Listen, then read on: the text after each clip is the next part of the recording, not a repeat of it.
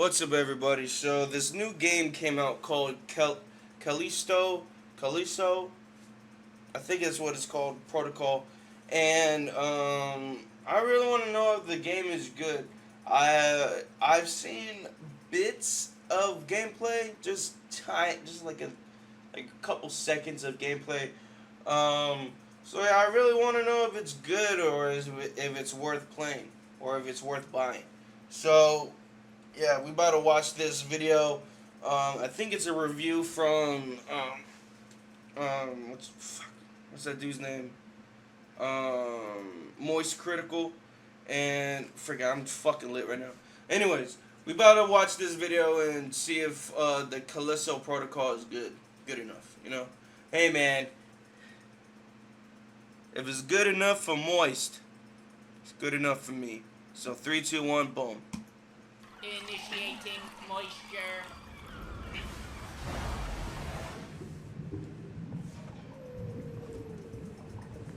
I'm fucking lit.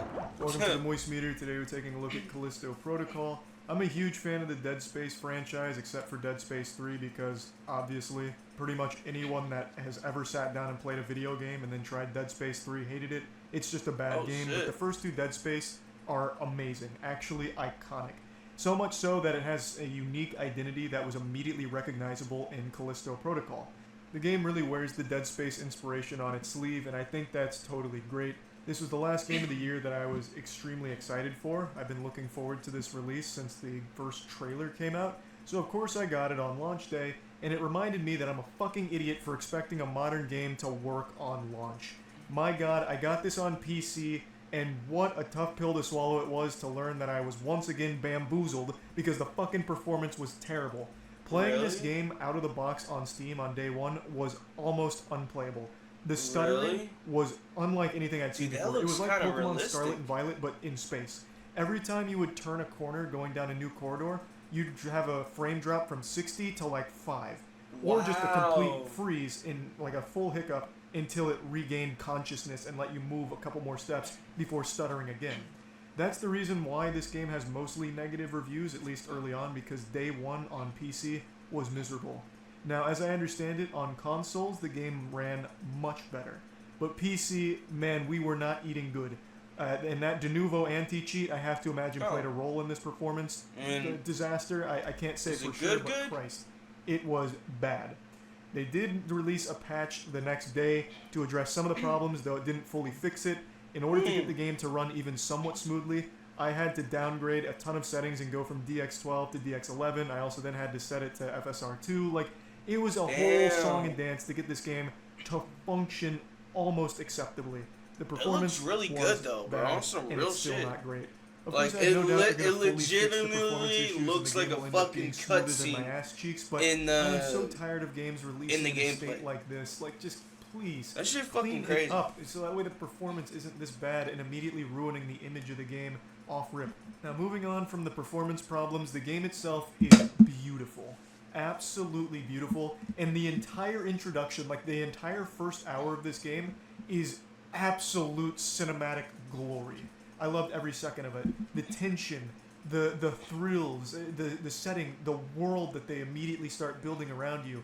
Yes, of course, it is very reminiscent of Dead Space, both in the tone, the I'd atmosphere, never played Dead and even Space. the enemies and telekinesis as well. Like, there is a lot of similarities to Dead Space, but it does try and do things a little differently. For example, instead of putting the focus on gunplay and using telekinesis and stasis like in Dead Space, instead they shifted that focus more to melee combat. And my god, what a terrible decision, because they did not do a great job with the melee combat. That is my number one complaint, aside from performance. Like, this is an actual gameplay complaint. The melee combat is fun for the first 2 to 3 hours, but then it really starts to overstay its welcome and just become a giant chore anytime there's combat and you don't have a ton of ammo. All the enemies are extremely spongy, and the melee combat is basically turn-based combat. So there's a dodge system in this game, but it's unlike any dodge mechanic you're probably used to. There's no free dodge. There's not a dodge button. So instead, you have to be looking directly at your enemy, actually squaring up with them, and then you hold the analog stick left and then right and then left in order to dodge their attacks. It automatically does it for you. There's no timing window. Though if you do flick it right before impact, you get a small time slowdown, but it's never really worth it to do that because it doesn't give you a huge advantage. You're better off just holding left, then right, and then left, and then punishing with your only combo. There's only one combo in this game, and it's just right-clicking, or hitting the right trigger 3 times, or if you upgrade it, 4 times. And then after that 4th hit, you have to wait for the enemy to then use their 2 or 3 hit combo against you, because if you try and go further, they're going to slap you through your combo, and you're going to take a lot of damage. Oh, shit. Now, there is another thing you can do where after or during your combo, you can pull out your gun and shoot, which increases the stun, and then you can go into the same 2 or 3 hit combo later, or immediately after. But it's just a bad melee system. It's so clunky, it feels so slow, and since everything's so spongy, it lacks any real impact, and you have no creativity to it. There is nothing interesting you can do with the melee system in this game. There's only one way of doing it. It's one-dimensional. You have one button for melee. You can block as well, but why would you ever want to when the dodge is as easy as it is in this game? Now, it of course gets a little more hectic when there's 2 or 3 enemies that you have to size up all at once, because then you're forced to be turning in a circle like you're using Dale's advice from Detroit Survival Training, and it's just slow and tedious. It's a chore. The melee combat is clearly like the emphasis. That's where you're going to be spending most of your combat, and it's just not fun. Like, there's just nothing enjoyable about it after like the 2nd or 3rd hour. It's flashy in the beginning and it looks cool in a vacuum, but as you continue to have all of this combat, it loses all of its luster, and you'll just wish there was a free dodge button. It's just a big misstep there, but I do appreciate them trying something different instead of just doing exactly the Dead Space formula. The gunplay does feel good though. I like the weapons. I wish they did more damage. Even when like fully upgraded, the weapons still feel extremely underwhelming because all of the enemies are so spongy. So you'll still end up dumping an entire fucking clip in an enemy if you try and kill it with just your guns. And dismembering isn't nearly as strong in this game as it is in Dead Space, though it is here. It's just you're always better off using the melee than trying to shoot enemies to death. And the telekinesis, which is here, is fun. Telekinesis is always fun. You can throw enemies into all of these hazards like a spiked wall or a spinning fan blade, and it's always extremely satisfying to see them explode, gore go all over the place. So I like that aspect. I think they did a good job there. It's just overall, the melee combat brings the whole experience down, because anytime you're in a tight corridor or anytime you know there's combat coming up, you'll probably roll your eyes. And it certainly doesn't help that you're doing the exact same shit against the exact same enemies for the entire duration of the game. There is no enemy variety here whatsoever. On stream after beating it, Chat and I were able to identify 6 enemies in the game. 6 enemies that you'll be fighting. And 3 of those 6 have the exact same moveset. And the only thing that differentiates them is, are they skinny or are they chubby? And do they have a long neck? Those are the only things that differentiate those 3, because they have the exact same moveset. So, like, enemy variety is non-existent. Recycled movesets, and they all have the same ability where if you don't shoot the tentacles that fly out, they turn into a spiky guy, and it's the exact same spiky model on every single enemy type. It's just, I don't know, I really just got so underwhelmed with the lack of enemies to fight against. And it was made worse when you get to the boss battles. This will be a minor spoiler, but there's only one boss. One boss that's not the final boss. And that boss is so shit. It has 2 moves, a left hook and a right hook. Those are the only 2 moves that boss has, and it has so much health. So you'll have to dodge like 60 or 70 left and right hooks while shooting him in between in order to finally kill him. No! It's so bad. And that boss is recycled 4 times in an hour. Wow! Oh my god, it was so sad. But the final boss is kind of cool. Like, the final boss is a little better, even though it's still kind of the exact same moveset, but with a twist. It was really underwhelming when it came to those like, big moments. Like, I don't think I want to play this. I don't know. There is, however, one mini boss that's cool, and it's the robot. Something like this makes me want to play like Resident Evil. Only has 1 move. You know what I mean? And all you have to do is shoot him in the head 5 times, which you can do instantly, so it's not even really a fight whenever there's a robot. And there's only a robot twice in the entire game. Like, really, when it comes to the combat, it falls kind of flat. So I know I've ranted about that a lot, but that was the main hang-up for me in this game. I want to move into the things I liked because there is a lot that I liked about it. Damn, The bro. narrative gripped me right from the beginning. I really got invested in the story, I got invested in the characters, and I was really curious to see how they'd wrap it all up. And then I got disappointed because at the end they rushed it. It felt extremely rushed at the end with some remarkably baffling plot holes that I don't know how actually made it into the story, but all the way up until they fucked it with plot holes and a really underwhelming revelation, I was invested and still am. I still love the universe they built here, and I'm hoping they do more because I know they can do better. This is their first one, and I know they can do much better, and I have no doubt they will. But here, they missed in a lot of departments. I did like the story all the way up into the end. I thought the attention to detail in a lot of the cutscenes was fantastic.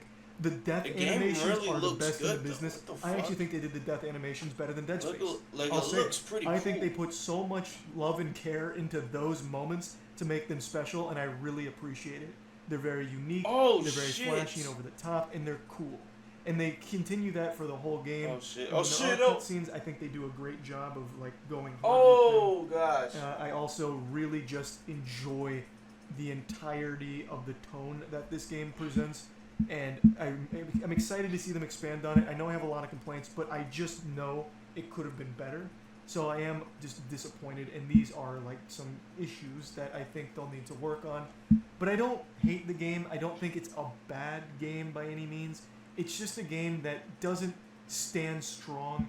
It kind of, it's their first foray into this, and they kind of are getting their footing. I also think the mocap is second to none here. All of the voice acting, all of the general animation surrounding the cutscenes and the characters are superb. Very, very impressive. Now, putting this all together and plugging it into the moist meter, I'm going to be giving Callisto Protocol a 60%.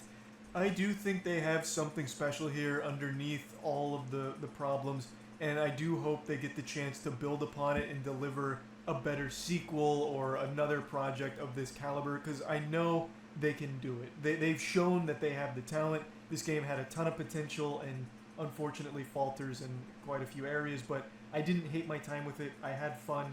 It just wasn't overall great. So yeah, that's about it. So yeah. Damn. Welcome to Godolkin Universe. Oh, shit. Is that home? Gosh damn it. That's Homelander, bro. What the fuck? Fuck you, Homelander. Damn, bro. What the fuck? That shit fucking crazy, bro. Anyways, bro. That shit fucking crazy, bro. I feel like I'm not really gonna buy it, to be honest. Like you said, it's good, but it's not great. I really want a great game, What game I really want to play is that one, that Justin Roiland made. It's called Life is Good, but when does it come out?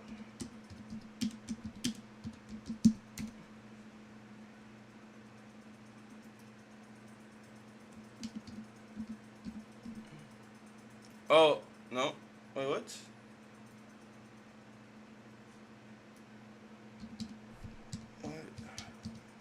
Roiland game.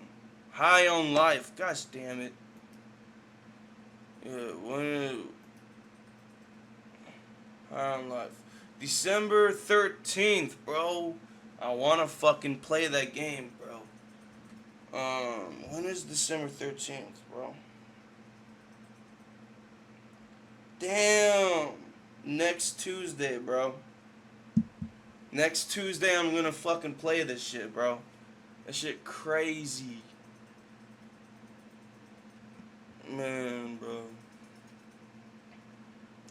Anyways, if you guys like my reaction, give this video a thumbs up, and I'll see y'all in the next video. Peace out, motherfuckers.